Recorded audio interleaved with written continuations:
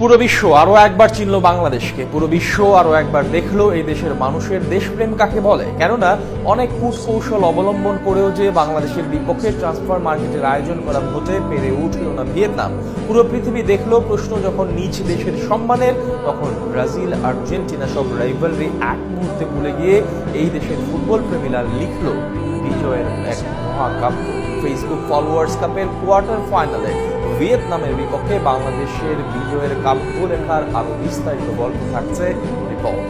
বাংলাদেশের মানুষ যে কতটা ফুটবল অনুরাগী সেটা আরো একবার প্রমাণ করে দিল শেষ নাইটে। ভিয়েতনামের শত চেষ্টা শেষ পর্যন্ত অনিয়ম করে বট আইডি ব্যবহার করেও পেরে উঠল না বাংলাদেশের ফুটবল অনুরাগীদের কাছে। পুরো পৃথিবীকে এই ফুটবল পাগল জাতি বুঝিয়ে দিল হামজা জামালদের এই ফুটবল পিপাসুরা কতটা ভালোবাসে। ঘটনার আদিপান্ত আর খুলে বলা যাক, চলুন কিভাবে শ্বাসরুদ্ধকর এক জয় নিয়ে এসেছে বাংলাদেশের ফুটবল প্রেমীরা। ফুটবল ভিত্তিক বিখ্যাত গণমাধ্যম ট্রান্সফার মার্কেট আয়োজন করেছে ফেসবুক ফলোয়ার্স কাপ, যেখানে কোয়ার্টার ফাইনালে বাংলাদেশ মুখোমুখি হয়েছিল ভিয়েতনামের। আর কোয়ার্টার ফাইনালে সে গল্প বলার আগে ট্রান্সফার মার্কেটের আয়োজিত ফেসবুক ফলোয়ার্স কাপের নিয়ম জানানো যাক। কোন নিয়মে এই টুর্নামেন্ট আয়োজন করেছে তারা? মূলত বিশ্বের প্রতিটি মহাদেশ থেকে 4টি করে দল নেওয়া হয়েছে, আর এই দলগুলোকে বেছে নেওয়া হয়েছে মূলত মার্কেট ভ্যালু অনুযায়ী, অর্থাৎ কোন দলের মার্কেট ভ্যালু কত সেই অনুযায়ী তাদেরকে সুযোগ করে দেওয়া হয়েছে টুর্নামেন্টে। আর বর্তমান মার্কেট ভ্যালু অনুযায়ী সাউথ এশিয়ার সেরা দল এখন বাংলাদেশ, যেখানে বাংলাদেশের বর্তমান market value 7.78 million.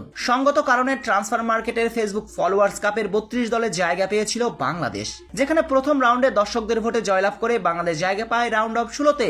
R round of 16-তে বাংলাদেশ মুখোমুখি হয় পৃথিবীর ইতিহাসের অন্যতম জনপ্রিয় দল ব্রাজিলের, যেখানে ব্রাজিলকেও হারিয়ে বাংলাদেশ টিকিট পেয়েছে শেষ 8-এর, ভাবা যায়। আর শেষ 8-এ বাংলাদেশের প্রতিপক্ষ ছিল ভিয়েতনাম। লড়াই ছিল পরতে পরতে, উত্তেজনাতে ঠাসা। একবার ভিয়েতনাম এগিয়েছে তো আরেকবার বাংলাদেশ এগিয়ে গিয়েছে, কিন্তু একটা সময় গিয়ে ফেসবুক ফলোয়ার্স কাপের বাংলাদেশের বিপক্ষে এই লড়াই সিরিয়াস ভাবে নিয়ে নেয় ভিয়েতনাম। তাদের টিভি চ্যানেল পর্যন্ত সাধারণ মানুষদের কি আর রিয়াকশন দিয়ে ভিয়েতনামকে জেতানোর অনুরোধ জানাতে থাকে, আর তার ফলাফলটাও পায় হাতে নাতে। মুহূর্তে বিশাল ব্যবধানে এগিয়ে যায় তারা।